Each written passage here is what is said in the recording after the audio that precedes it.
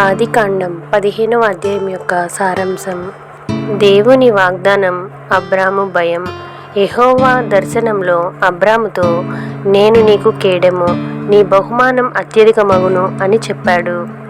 అయితే తనకు సంతానం లేదని, తన ఆస్తికి దమస్కు వాడైన ఎలియేజరు వారసుడు అవుతాడేమోనని అబ్రాము తన బాధను వ్యక్తపరిచాడు.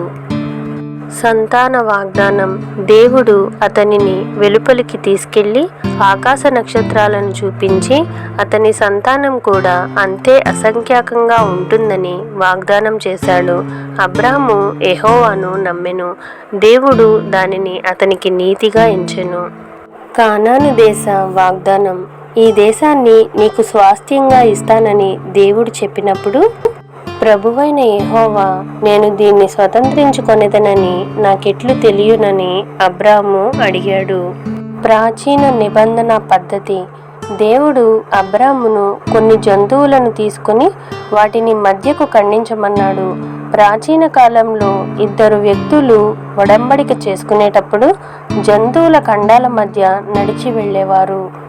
ఎవరైనా ఈ నిబంధనను మీరితే వారు కూడా ఈ జంతువులలాగే ఖండించబడతారు అని దానికి అర్థం.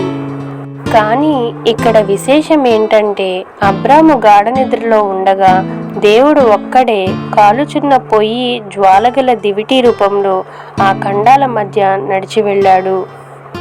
స్పష్టమైన సరిహద్దుల వాగ్దానం. దేవుడు అబ్రాము సంతానానికి ఇవ్వబోయే దేశ సరిహద్దులను చాలా స్పష్టంగా చెప్పాడు. ఐగుప్తు నది, నైలు నది పాయ లేదా వాడి మొదలుకొని యూఫ్రటీసు నది వరకు ఉన్న విశాల భూభాగాన్ని వాగ్దానం చేశాడు.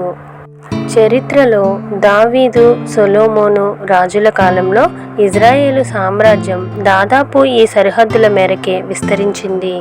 విశ్వాసం ద్వారానే నీతి.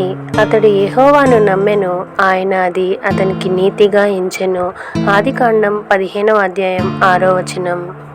ఈ వచనం క్రైస్తవ సిద్ధాంతంలో అత్యంత ప్రాముఖ్యమైనది. మనుషులు తమ క్రియల వల్ల కాకుండా కేవలం దేవునిపై ఉంచే విశ్వాసం ద్వారానే నీతిమంతులుగా తీర్చబడతారని ఇది నిరూపిస్తుంది. భయపడకుము అనే మొదటి మాట. బైబిల్లో దేవుడు ఒక వ్యక్తితో భయపడకుము, ఫియర్ నాట్ అని చెప్పిన మొదటి సందర్భం ఇదే. శత్రురాజుల పగ తీర్పునకు అబ్రాము భయపడుతున్న సమయంలో దేవుడు ఈ మాటతో అతన్ని ధైర్యపరిచాడు. అధ్యాయం యొక్క ముగింపు. ఈ అధ్యాయం దేవుని నమ్మకత్వాన్ని, విశ్వాసం ద్వారా మనుషులు నీతిమంతులుగా తీర్చబడతారనే ప్రాముఖ్యమైన సత్యాన్ని తెలియచేస్తుంది.